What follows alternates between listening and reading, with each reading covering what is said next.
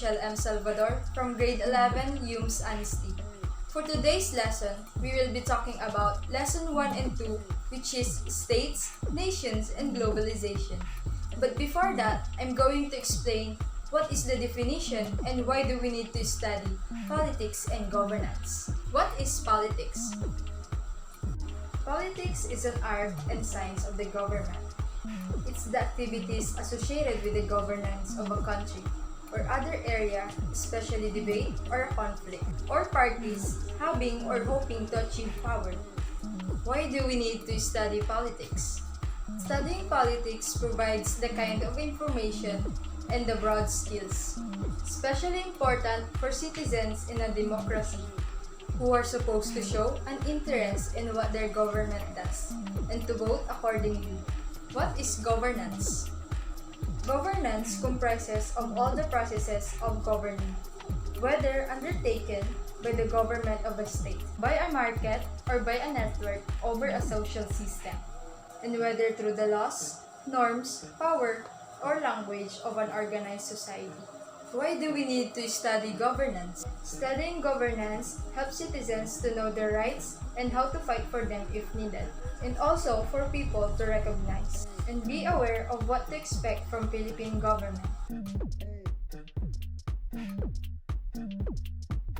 So now, let's proceed to the topic that we will discuss in this video, which is states, nations, and globalization.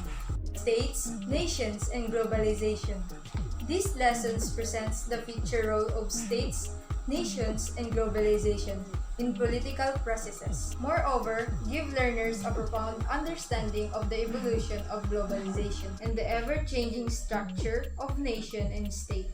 This topic also introduces you the basic concept of states and nations, essential elements of the states, forms of globalization, and the relationship among states and nations. In the context of globalization, concept of state. What is the state?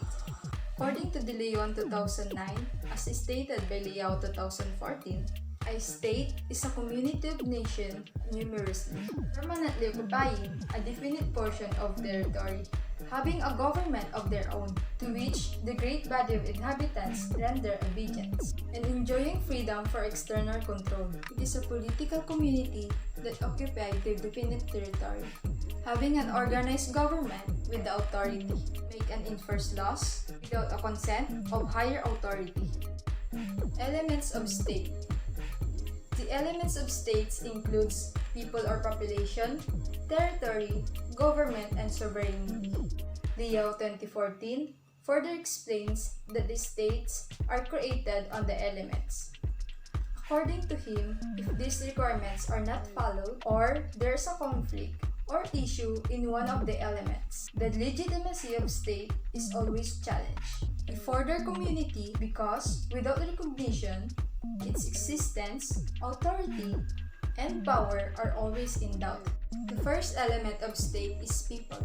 People is the organization of human beings living together as a community. They are bonded with different kinds of culture, beliefs, customs, and traditions. People or population can be divided into two. The first one is homogeneous. Homogeneous citizens share common culture, customs, and language. The second is heterogeneous. Heterogeneous citizens lack common customs, language, and culture. The second element of state is territory. Territory refers to the territorial domains over which the state exercises control, or sovereignty, which includes all the lands, and airspace the state exercises jurisdiction on. There can be no state without a fixed territory.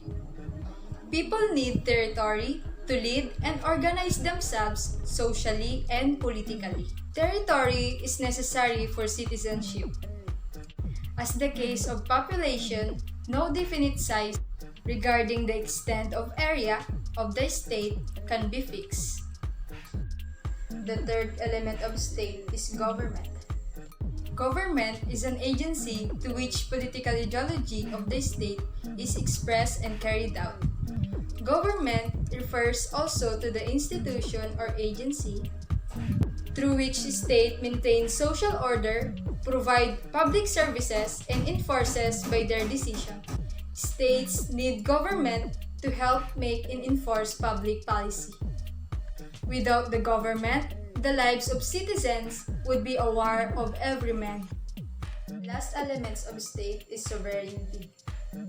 Sovereignty is the power of the state to enforce the law over its people within its jurisdiction and demand obedience from them.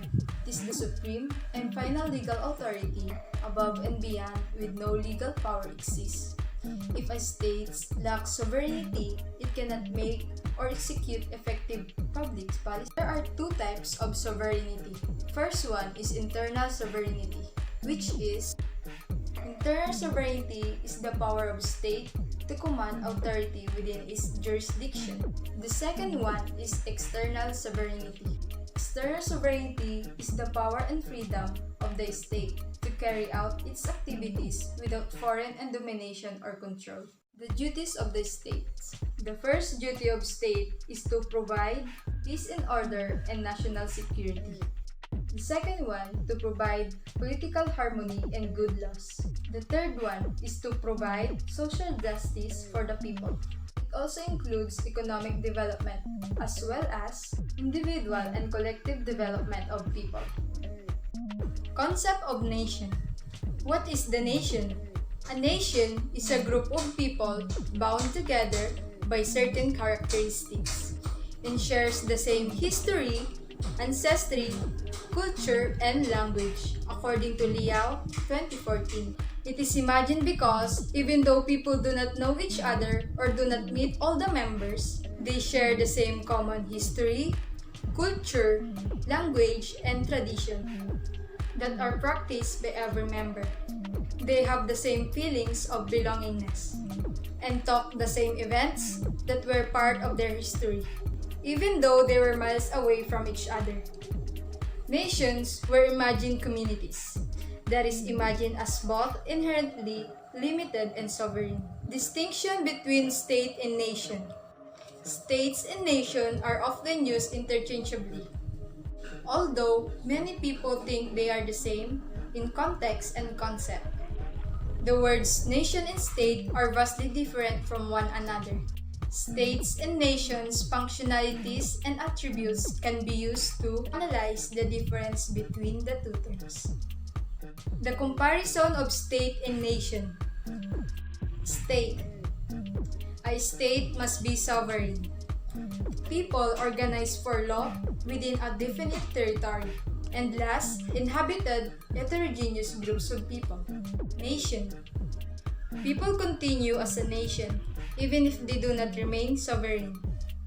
People psychologically join together within common will live together. And last, inhabited by homogeneous groups of people. Globalization. What is globalization? Globalization is a process of rapid economic, cultural, and institutional integration among countries. This unification is driven by the liberalization of trades, investment and capital flow, technological advances, and pressure for assimilation towards international standards. Globalization makes the world more accessible for everyone. Types of globalization. We have economic globalization, social globalization, and political globalization. What is economic globalization? Economic globalization is the countries that trade many others and have few trade barriers are economically globalized. What is social globalization? Social globalization is a measure of how easily information can pass by between people and ideas pass between people in their own country. Access includes to internet and social networks. What is political globalization? Political globalization is the amount of political cooperation that exists between different countries. Causes of globalization. Number 1 is trade liberalization. Number 2, improvements in technology. Number 3, reduce costs or improvements of communications and transportation. Number 4, deregulation of financial market. And lastly, increased significance of TNCS, also known as transnational corporation. The most important development in the recent years is the internet. Improved technology makes it easier to communicate and share information around the world. Improvements in technology. Improvements in transportation has also allowed firms to split up the production processes, to cash in cost varying conditions in different parts of the world. Decline in the cost of communication has also helped this. All the real cost of transporting goods has also allowed cheaper importation and exportation of goods, reduced cost of improvement of communication and transportation. We have here the effects of globalization. For one, globalization has led to increase in competitions. Number 2, globalization causes exchange of technology. Number 3, globalization helps in knowledge and information transfer across the globe. Globalization has led to increased investment levels and rise opportunities. Globalization has led to vast multinational and multicultural management. Globalization leads procurement and outsourcing. Accessors provide procurement and outsourcing services.